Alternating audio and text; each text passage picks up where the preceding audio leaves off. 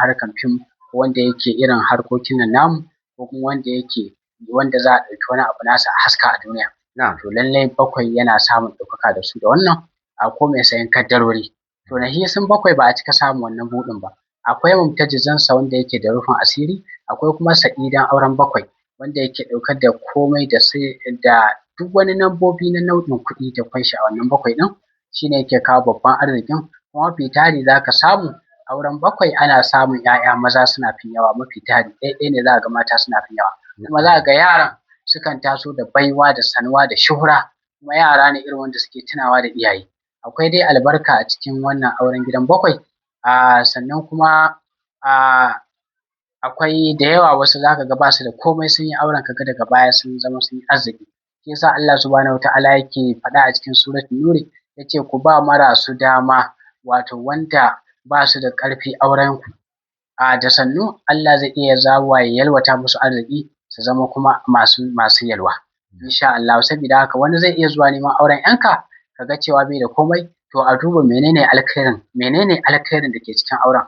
In dai an tambayi masana ilimin aure, ko kun zo kun tambaya ko kun je an samu wanda a tabbatar da sun san ilimin auren, ba ka san malamai kala-kala ne.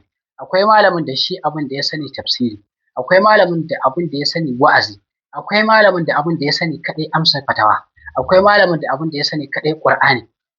To akwai kuma fannin malaman hisabi. Yawwa idan za ku tambaya sai a je a tambayi masana ilimin hisabi.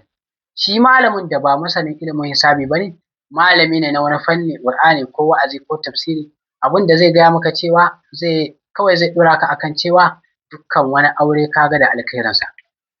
Ba lalai ne shi ya kawo maka shawari akan ilimin auren ba, saboda ba fanninsa ba ne.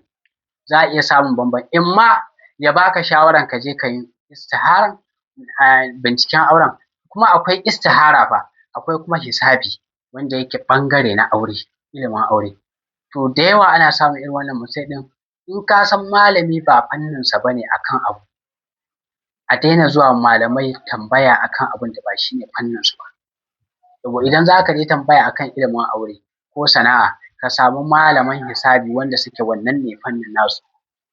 Yawwa to alhamdulillahi shi auren kuma takwas, shi kuma auren takwas kamar mutumin da yake basarake.